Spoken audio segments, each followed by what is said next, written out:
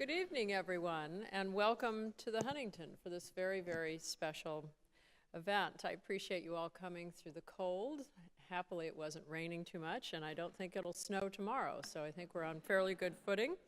This is an extra special Founders Day because one of our greatest will be speaking with you this evening. And I'm incredibly honored to have the pleasure of introducing him. David Zeidberg is the Avery Director of the Huntington Library, founded by Henry Huntington in 1919. We are one of America's great research libraries with an incredible, priceless collection. Our holdings include nearly 7 million manuscripts, 500,000 rare books, and 1 million photographs. We have strengths in both British and American literature, Californiana and Western Americana, history of science, technology, and medicine, and in particular, printing history. Research is focused at the postdoctoral level, and we host approximately 1,700 humanities scholars every year. Times that by 20, that's the tenure that David has been here. That makes about 34,000 humanities scholars that have come to the Huntington to work over David's tenure. Each of those scholars makes multiple visits, let's say about 20,000 visits a year. That translates into 400,000 visits that have been made over the course of David's tenure. I think we should give him a round of applause just for serving that many people.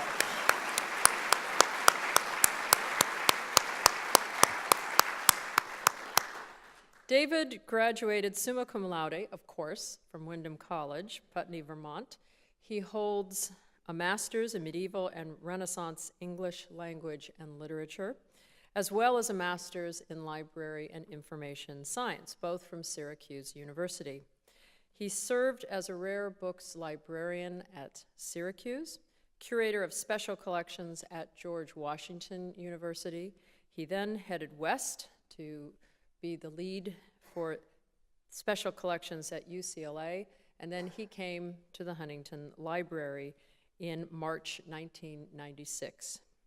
He's written on topics such as teaching using primary resources, library security, and what it means for research libraries as the world becomes more and more digitized.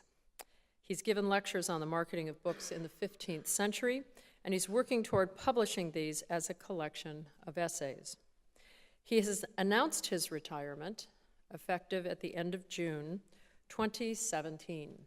His accomplishments are so many that we would be here until next week if I went through the list, so I will only mention a few.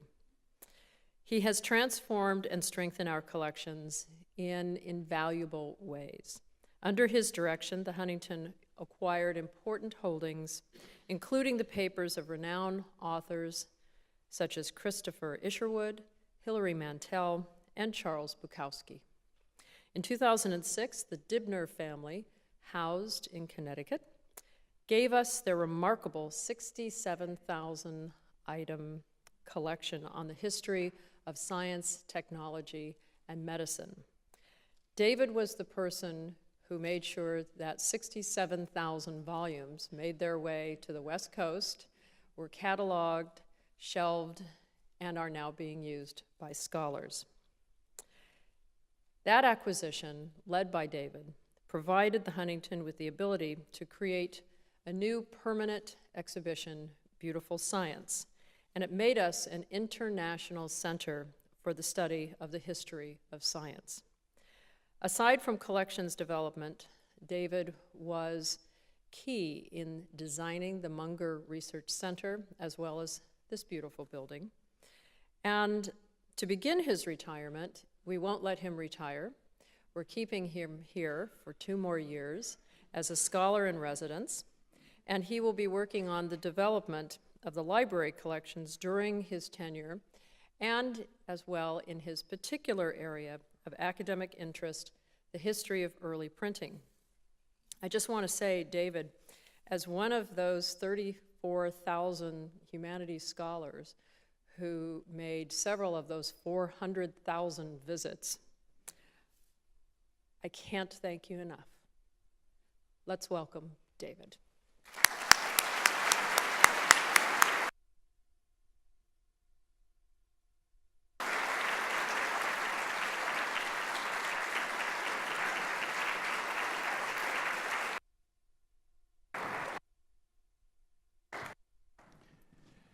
Thank you, Laura. It's a lovely introduction.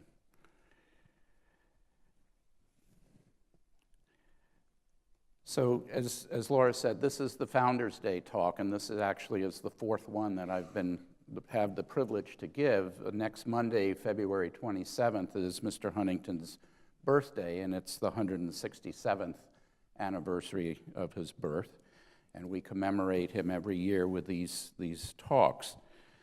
To begin with, if you look at the screen and the title, The Great Good Place is a title of a book by Ray Oldenburg in which he refers to those places we gather apart from home and work for social and cultural gratification. He also calls it the third place, and in my 2013 Founders Day talk, I spoke about how the Huntington is that third place for the general public, for our readers who have a chance to get away from both home and work to produce some of the best scholarship in this country, a point to which I'll return near the end of my remarks. And it's the third place for all of you as well, because you get to share in our mission and our vision for the institution as our supporters.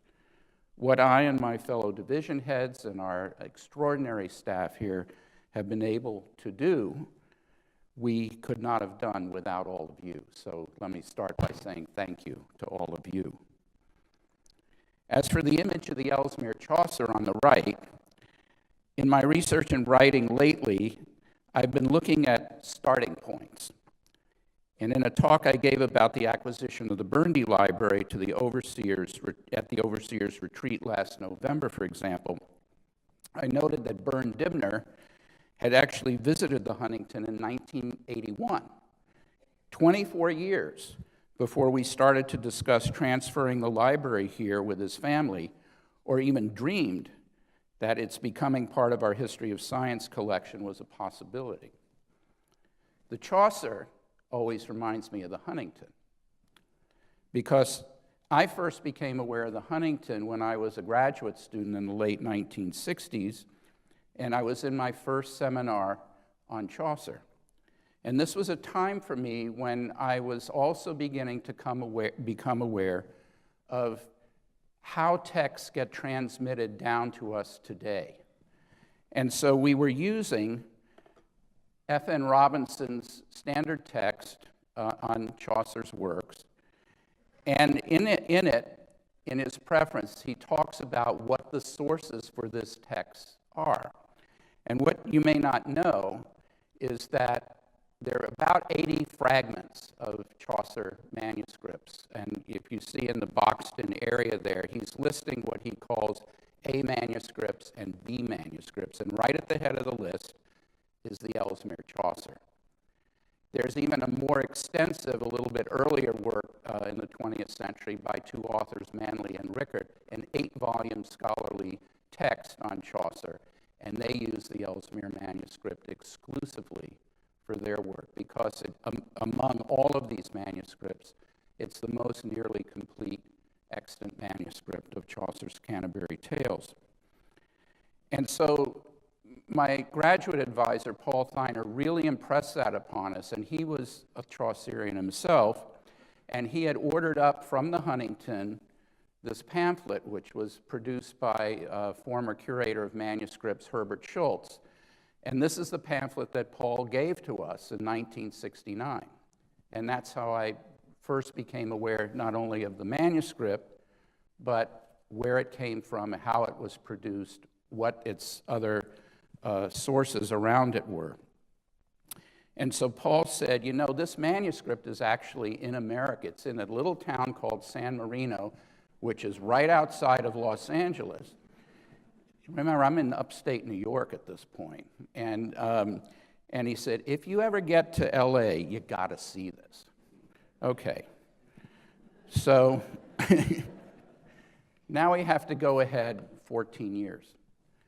Because when I interviewed at UCLA for the head of special collections in December of 1983, I added a few days onto my visit, and I made my first pilgrimage to the Huntington from the west side to look at the Ellesmere. I didn't know if I was going to ever be coming back because, I was just interviewing at that time. But UCLA did hire me, and I arrived here in Los Angeles in April of 1984. And that's when I really solidified my relationship with the Huntington, because that's when I met Bob Middlecoff, who was the president then, and Dan Woodward, who was the librarian, and my two great colleagues, Alan Jutzi, who was curator of rare books, and Mary Robertson, curator of manuscripts, who were to become my colleagues 12 years later. Scott Hein succeeded Bob Middlecoff in 1988, and Dan Woodward retired very shortly thereafter. Martin Ridge was the director of research at the time and headed up the search committee that was looking for Dan Woodward's replacement. This is 1988. And he called me up over at UCLA and said, could you come over and talk to my committee about what we should be looking for in a librarian to succeed Dan? And I said, sure. And this is not when I came. This is 1988. This is earlier. And so I came over, and the first thing they said to me was, well, we have to hire a scholar. And that's actually quite a tradition among leading special collections libraries. If you look at Harvard or Yale, the Houghton Library or the Beinecke, they usually would appoint a senior professor to be heads of those libraries. And I said, well, you can do that if you want to, but you're still going to have to hire a librarian to run the place. The reason for that, of course, was at that particular time in librarianship, there was a steep rise in automation, to which Laura alluded. And every major library in the country had already created an online catalog to find the materials. And we were still typing and filing cards here. And that's not a criticism, it's simply where we were at the time. And so I talked to them for a day about this and many other aspects of modern librarianship, and I went away. And about a week later, Martin called me up and he said, would you consider applying for this? And I said, I was in my early years at UCLA, and I had a number of projects underway, and the timing on that side of town was just not right for me to up and leave in the middle of those projects. So I had to thank him and respectfully decline. And it didn't mean that I would have gotten the job, but he asked me to apply. So they went on with the search, and they, as you know, hired Bill Moffett out of Oberlin College.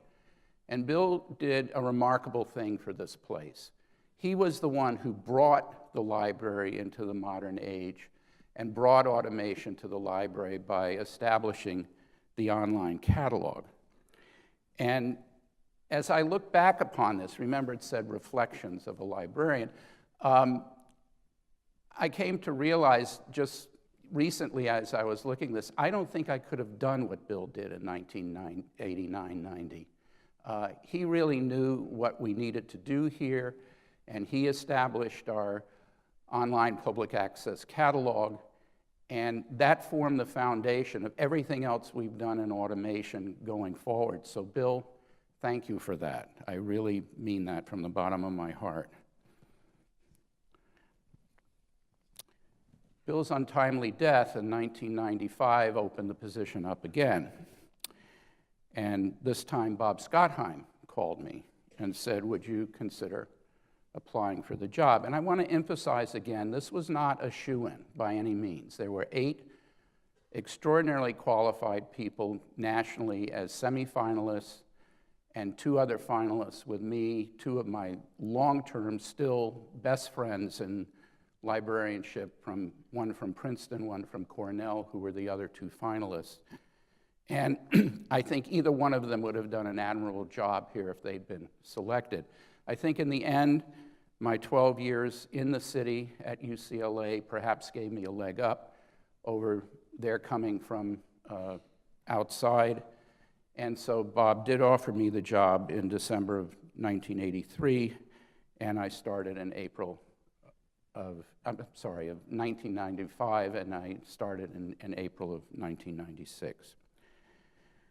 When I interviewed here, I was asked to make a presentation that compared the UCLA library with the Huntingtons, and here's a small part of what I observed, and I'm quoting here.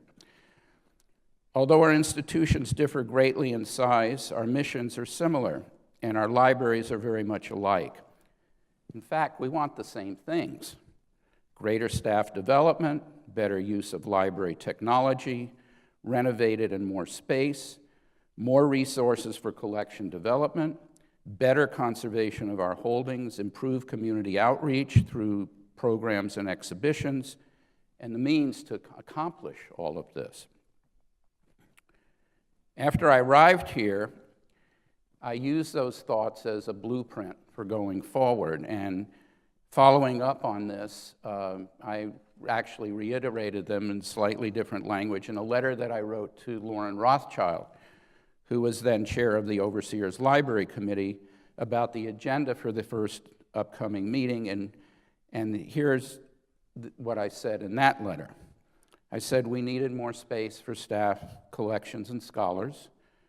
To match demand for modern scholars who use the Huntington's collections, we need to provide a more extensive level of library automation, a vital aspect of managing and providing proper discoverability and access to our collections. And we need to develop resources for collection development, which had been stagnant for the past 10 years, to keep up with the scholarly demand. We needed to increase staff salaries, which were woefully low at the time, to be able to recruit and retain the best people. And we needed to improve the library exhibitions to tell better stories to the public about what we were trying to display. So what have we done? Starting with space, when I arrived in 1996, we had staff doubling and tripling up in offices originally designed for 1 person. Our reading room for the use of rare materials was crowded and at capacity during peak summer hours. Preservation and photography were both constrained with very small rabbit warren-like spaces. So the first thing I did with the staff was we all got together, first with my department heads and then the department heads with each of their staffs, and we did what we call a functional analysis. Where do you work? What do you do? What is lacking in the space that you're occupying, or what's too much? Like, I've got 3 other people in this office and I don't have room to breathe. And so we did this very elaborate analysis of where people were working and the kinds of adjacencies they needed to be able to do their work more effectively. At the same time, I began to have a conversation with Nancy Munger, who was one of the trustees at the time. And all of this came to fruition right around the time that Steve Koblich succeeded Bob Scott Hein as president in 2001. The Mungers agreed to fund the construction of the Munger Research Center. We hired the Earl Corporation, a local design build company, to produce the building. And within the time that Steve came, to November of 2004, we produced the building. And we got some remarkable good space. In the reading room, for example, the new Amundsen reading room, we increased from 65 seats to 94 seats. We got a new lab for conservation, 10,000 square feet, where they'd occupied about 2,000 square feet originally. We were even able to add, most recently, a small space for our painting conservator. And a little bit later in the talk, I'll tell you a little bit about what we're trying to do to give her a better space for her work. And perhaps most importantly, we added 25,000 square feet in the basement of stack space to accommodate the ever-growing collections. The original library building also needed work, and we worked to improve the space there. The general reading room, which looked like this, became the Rothenberg reading room, thanks to one of Jim and Ann's many, many gifts to the Huntington. This is what it looked like right after we finished it and before the scholars moved back in. The acquisition of the Burndy Library in 2007 and the move of the Art Reference Library from the Huntington Art Gallery accelerated filling the Munger stacks.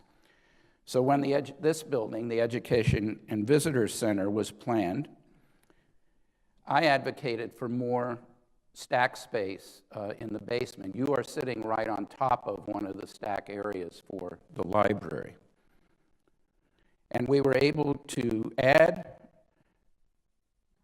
more space there. We were able to include another processing room to handle incoming collections. And we also built a tunnel to connect the two stack areas from this building back to the Munger. Here it is under construction, my favorite picture. And here we are, what it looks like today if you were walking from here back over to the Munger. So when these two buildings were done, this of course is the present footprint. And you can see here, this building is the Munger Research Center, and all of this complex here is where we are. We're right here in the Ritchie Auditorium. So we developed an infrastructure to give staff and the collection some breathing room, which has enhanced the quality of our programs for both our readers and the public. One of the key aspects of sustaining scholarship for our readers is a vital collection development program. Historically, the curators have always been adept at cultivating collectors and convincing them to donate their libraries and archives to the Huntington. But our purchasing program had averaged $400,000 a year for the 10 years previous to my arrival. Today, our total purchasing capability is $1.9 million, but that's still a modest amount given the present market in rare materials. So we make up for that to a greater extent by the gifts in kind that the curators bring in each year, which over the past 2 decades has averaged $3 million a year in appraised value of the collections that are come in, and you'll see what I'm getting to in just a moment. Our nth degree example of this is Jay Lass' ongoing annual donations of his collection of graphic art and cultural history, which he began to give us in 2006 and has made annual donations. The collection today numbers more than 165,000 items and has been valued cumulatively at $13.6 million. Not all of our donors take appraisals, however, or tax deductions for whatever personal reasons they want to do that. And the Dibners were our nth degree example of that. When they gave us the Burndy Library of the History of Science, as Laura noted, 67,000 books. There were also 4,000 linear feet of manuscripts, more than 600 scientific instruments, and several dozen paintings.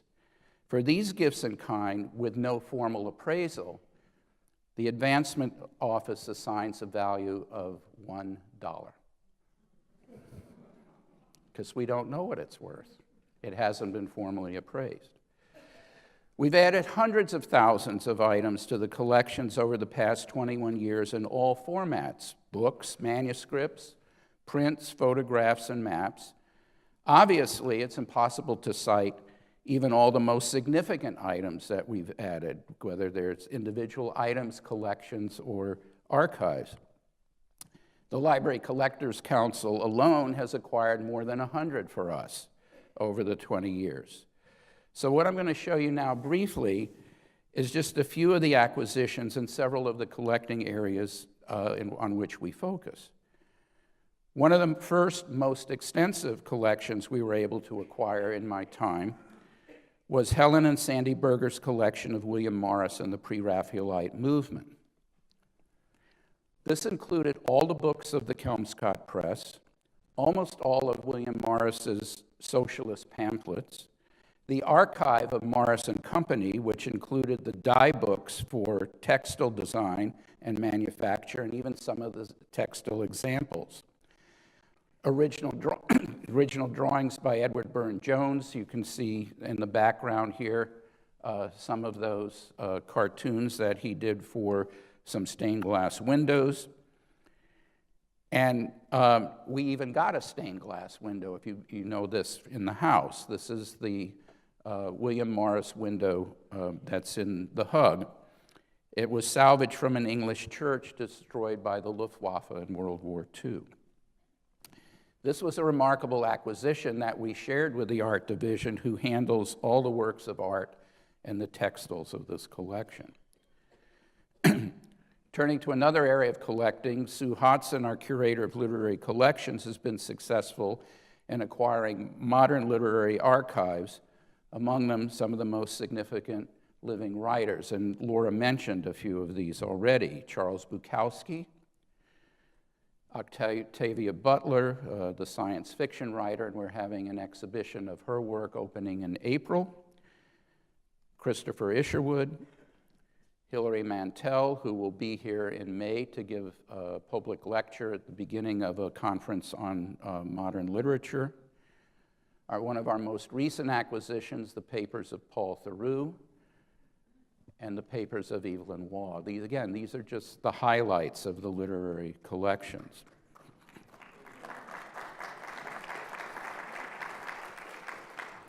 But wait, there's more. Among our American history holdings, the Civil War is one of our most active collecting areas. Every year, curator Olga Sapina has added letters and diaries of officers and soldiers on both sides, North and South, and archives of important people, such as the papers of John Meredith Reed, a Pennsylvania jurist and abolitionist, and the founder of the Republican Party. That's Lincoln's Republican Party.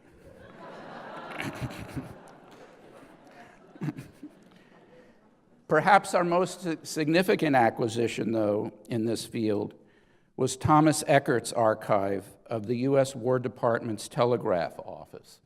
And I know you've read about this, but I think this is a story worth retelling in brief. Telegraphy, of course, was a new form of communication at the time of the American Civil War, and it was used by both the North and the South, but to greater effect by the North because they were able to better encrypt some of the messages that they were sending back and forth. There was no one in the government to run the telegraph office, so they hired Thomas Eckert, who was later to become the founder and head of Western Union, and they essentially, this was one of the earliest outsourcing of the federal government to a contractor. If you saw the movie Lincoln by Steven Spielberg a few years ago, you may remember the scene where Lincoln is sitting in the telegram office with the young telegraph operators and waiting for messages to come in from the battlefields and sending messages out as well. And the way this worked was these ledgers, these larger books, there are 35 of them, where every message, whether it was outgoing or incoming, was written down. And that became the archive of that correspondence. And these smaller books here are the code books. So some of the messages were encrypted and some came in encrypted, and this is how they were deciphered. And if you know how telegrams work, of course, then the message would be written out on one of those Western Union forms, and delivered to the recipient. Somebody asked Ulysses Grant how he filed copies of those received messages, and he said, in the pockets of whatever pants I'm wearing. So the interesting thing is, what happened to all of this stuff? Because this was an outsourced, privatized aspect of the War Department, when the war was over, it continued to function for a year or two after the war ended, and then when it was dismantled, Eckert took all of this material with him. And they remained with him and carried down through his descendants until the last descendant died, and they were literally found in a trunk in an attic. And so when that estate was probated, and this was discovered, the people probating the estate went to a dealer and said, can you handle this material for us?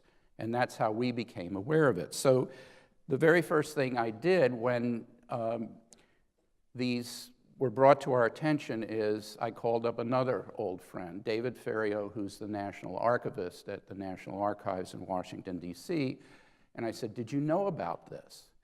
And he said, yes, we were offered these before, but we couldn't afford to acquire them. What's really interesting is if you look at the online finding aid for the National Archives, and you go to U.S. War Department, Civil War, and you get to the telegraph office, the entry there used to be records thought to be lost because Eckert had taken them away. And now they're refound, and this is obviously one of the most complete records of the on-the-spot correspondence between the War Department, including Lincoln as president, and the soldiers in general in the field about the progress of the war. And it's a gold mine for scholars. So it was a wonderful acquisition, but there's more to the story, and that is, what are we doing with this material? And again, you may know that we have going the Eckerts Project. And this is a grant-funded project that the National Historical Publications and Records Commission has given to us and to 3 other organizations, the Lincoln Presidential Library and Museum, the University of Minnesota, and North Carolina State University. And together, we are doing, through the University of Minnesota and a program that they called Zooniverse, a crowdsourcing project. We are having people get on this website, look at the digitized records, and first transcribe them for us, because sometimes the handwriting isn't easy. So every telegram is having at least 10 people look at it and transcribe it as to what they see there, and then the scholars at the universities are comparing these and putting into the database the one translation that everybody agrees is or transcription that everybody agrees is the closest to what's in the ledger books. The second part of this project is about 1/3 of these telegrams are in code. So the next thing that we're going to get the crowdsourcing to do is to look at the code books and help us try to decode those encrypted telegrams. When this is all done, and we already have 2 completed ledger books up on the website, this is going to be a remarkable source, not only for our own scholars here at the Huntington, but also for schools. They can use this to understand what communication was like then, how the war progressed as a result of this. As I said before, it's a remarkable collection, and it's being used the way we want our collections to be used here at the Huntington. So let me turn now to California and the West, where we have to begin with our Los Angeles area holdings, anchored by various collections from Times-Mirror. Baba Buru, who was CEO of Times-Mirror and our chair of our board of trustees, very early on after I got here, committed his papers here to the Huntington. And in 1997, when the Times closed their own research center, they transferred that entire library to us. And the result of that was that we got several additional collections coming along behind us. All of Paul Conrad's original drawings, all of his political cartoons that he himself, he gave a few away, et cetera, but the bulk of that archive is here. And then we have papers of columnists like Al Martinez, and of course the inimitable Jack Smith. Those papers are here. All right, time for a brief aside of comic relief. Here's my all-time favorite title of Jack Smith's books.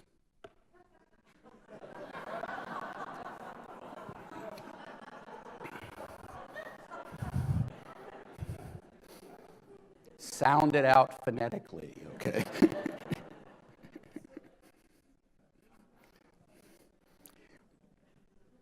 Collecting California in the West has been one of our strongest focus areas, and in 2007, Steve Koblich and I began to discuss how 20th century California's documentation would be preserved. California had gone from a rural, agrarian state of about 3 million people in 1900 to the 6th largest economy in the world with a population of 38 million by the end of the 20th century. Traditional history about the state pointed in the 19th century to the gold rush and the railroads, and at the turn of the 20th century to the promotion of climate and tourism as the early stimuli for growth. But what truly has driven California's growth through the 20th century was world-leading industrialization with related development in science and technology, progressive government, immigration, and labor. These factors were and still at the heart of California's remarkable rise, and our question was, how are we going to preserve the documentation of this staggering growth in this state? So with a grant from the California State Library that Steve got for us, we were able to assemble representatives from 58 university, college, and historical society libraries, and from the State Library and State Archives for a conference in Sacramento. And at the end of that conference, our chief conclusions were to try to collect locally and to coordinate our efforts rather than to compete with one another. So 2 examples of our resulting efforts here at the Huntington were the acquisitions of the photo archive of Southern California Edison. This is one of my favorite pictures from thousands of images there. This was one of the earliest pictures of downtown LA after it had been illuminated electrically around 1916. And the other collection that we acquired, or actually the other field that we established, was a more extensive program about the aerospace industry. The latter was coordinated with the Huntington USC Center for the Study of California in the West, directed by Professor Bill Deverell, and with his colleague, Professor Peter Westwick, both of whom were working with Dan Lewis, our curator of history of science. The aerospace program has included not only the acquisition of dozens of collections, but also lectures, conferences, and an oral history program with leading individuals in the field.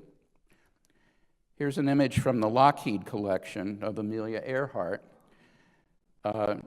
with the Lockheed Vega single-engine plane. They built the Lockheed Electra, the L-10E, the twin-engine plane that she had attempted to fly around the world in, and of course was lost. More recently, we've begun to develop collections related to the Chinese community to complement the development of the Chinese garden. One of our most significant archives is that of Yu Chung Hong, who was a native Californian, one of the first Chinese Americans to pass the California bar, a developer of Chinatown in Los Angeles, and a person who worked for immigration reform. He succeeded in getting the 1882 Chinese Exclusionary Act repealed by Congress, and he also pled cases before the U.S. Supreme Court. I mentioned previously two of our most extensive collections we've acquired during my time. J. Lass Graphic Arts Collection. Here are two of the 165,000 items in the collection. And the Burndy History of Science Collection. On the right is Bernd Dibner's bibliography, Heralds of Science, which he first published in 1955, and then there was a later edition. And in it, he listed what he considered to be the 200 greatest books in the history of science. He never collected them all, but he had a lot. And we had a lot too. And when we combined the two collections, when the Burndy Library came here in 2006-07, we now have 178 of the 200 books in that bibliography. There's still a few gems missing, like the first edition of Copernicus, but we're working on that.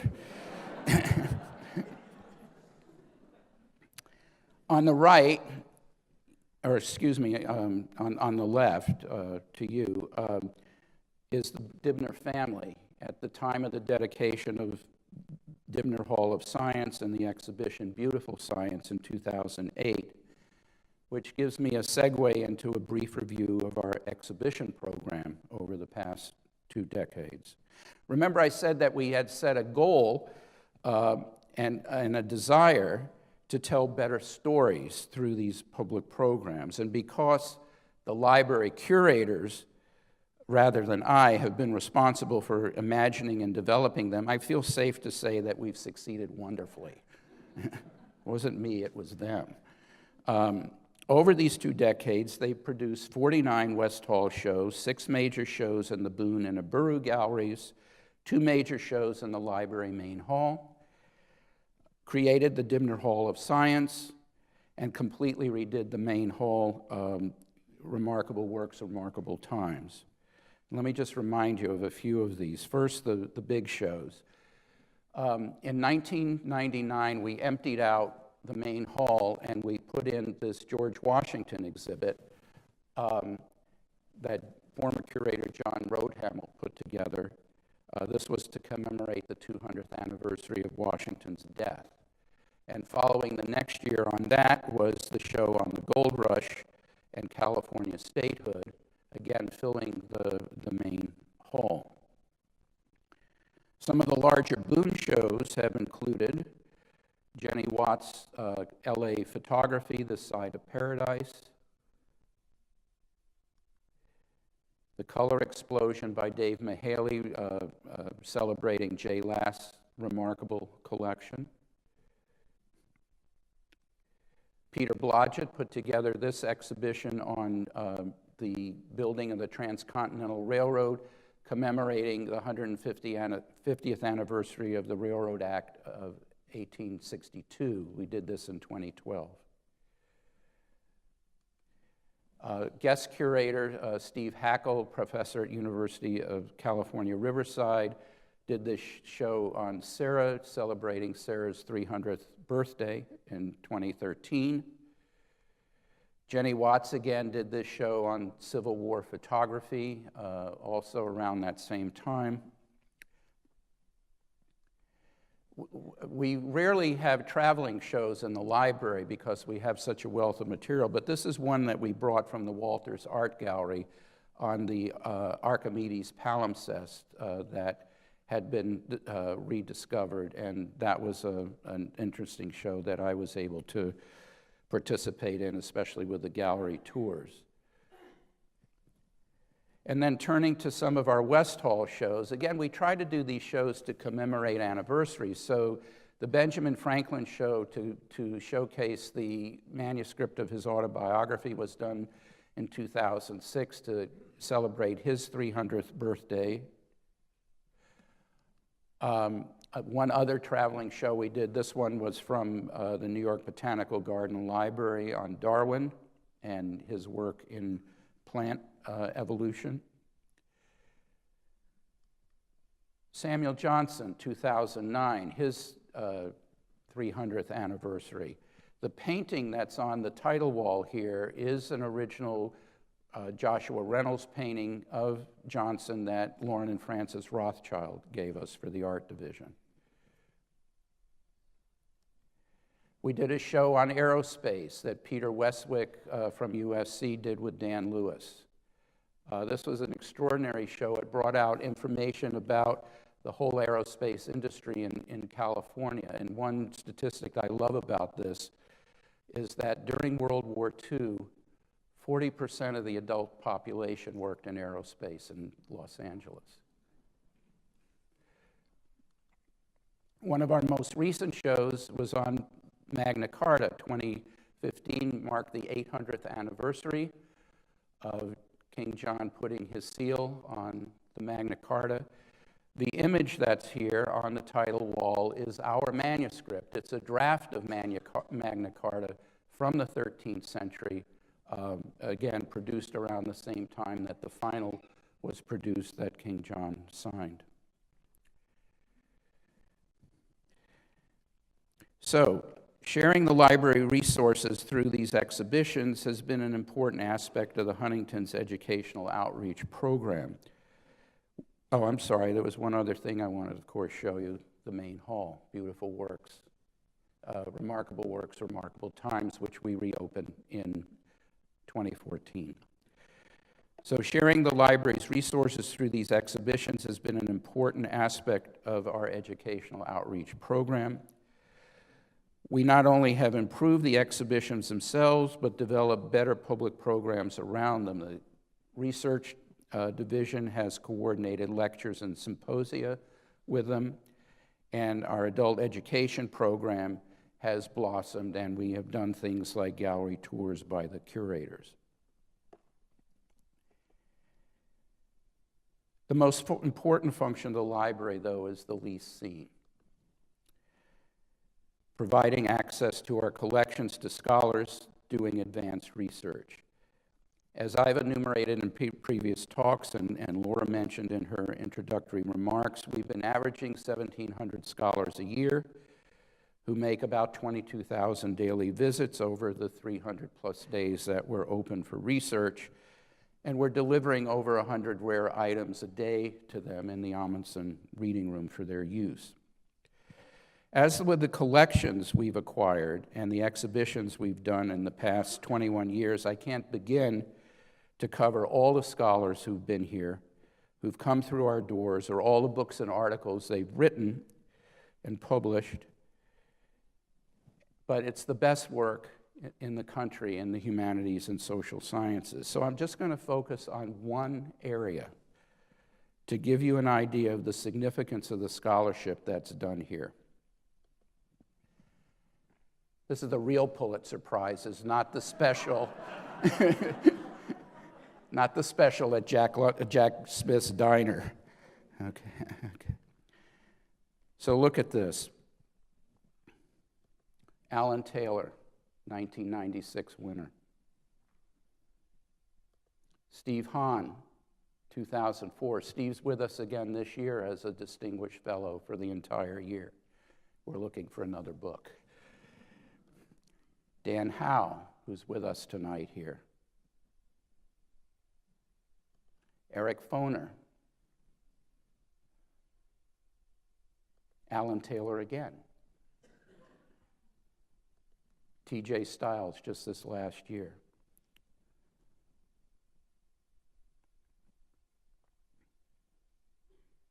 All of these scholars have been year-long distinguished fellows with us, and almost all of their research and writing for these books was done here at the Huntington. At the Overseers Retreat last November, I was talking at one point with Andy Barth, one of our trustees, who's on the search committee for my successor with his fellow trustees and with Laura. And Andy asked me, what's the essential skills and abilities that for someone in my position here? And I responded with the expected traits of leadership and communication and so forth. But then I was reflecting a bit further about my own experience here, and I said, I'm good at pointing. And by that I mean that I felt that I've been able to single out good ideas of our staff, and there are many, and let them run with them. Great idea, go for it. My role was to give them the means to succeed. Great example of this was the acquisition and subsequent processing of Ernie Marquez's extraordinary archive of early California photographs. 10,936 photographs and negatives, both film and glass, publications, research files, and ephemera in 97 boxes.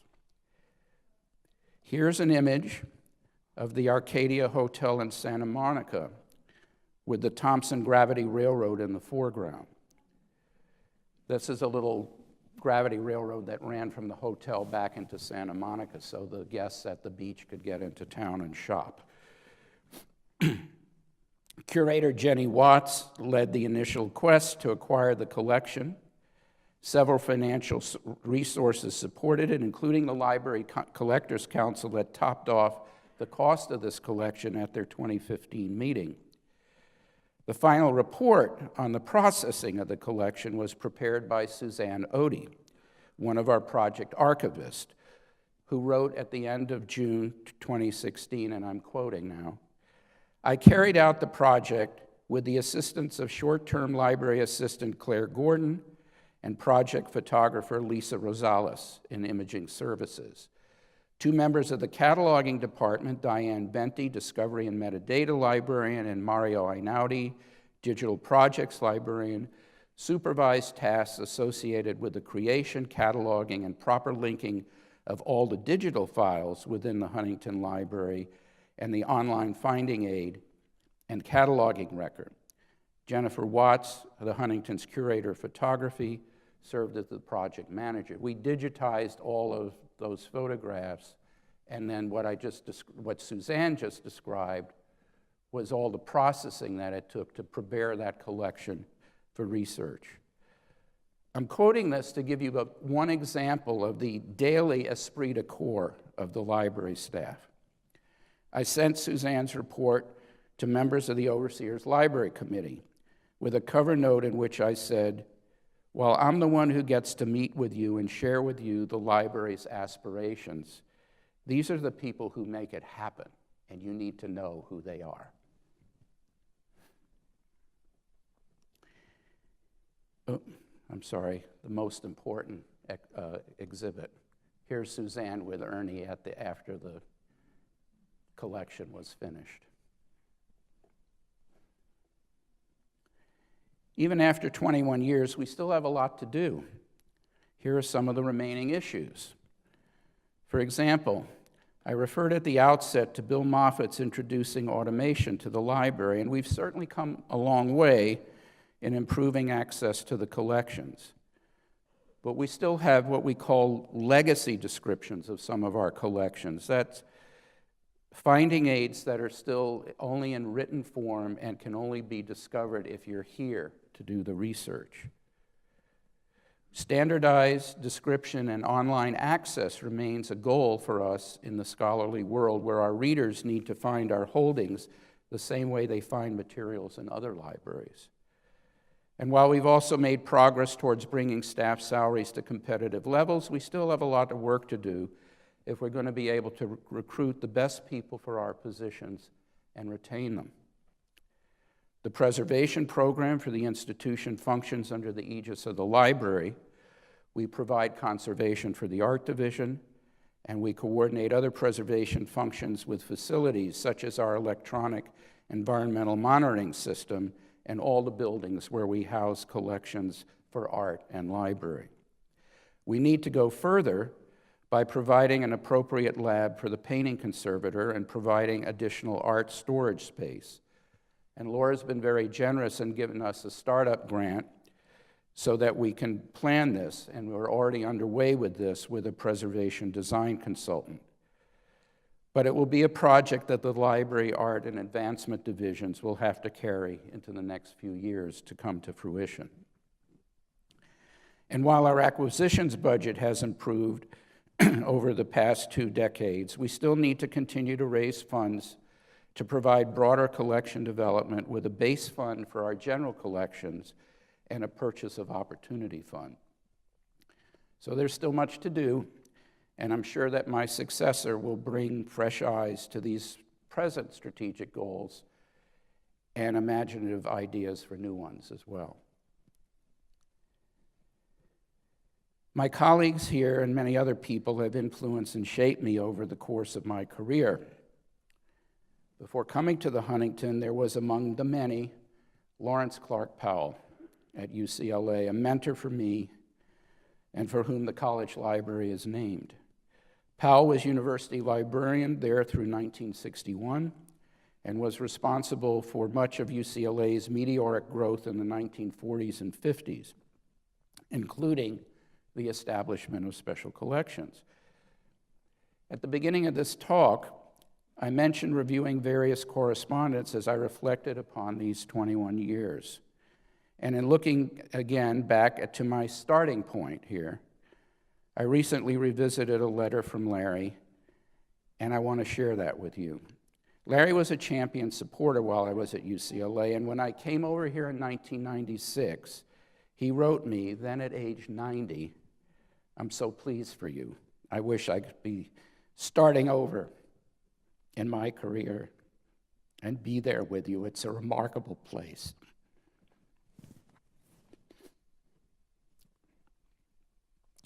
One of Larry's autobiographical books is entitled Fortune and Friendship, and I think that sums up what I found in our efforts here.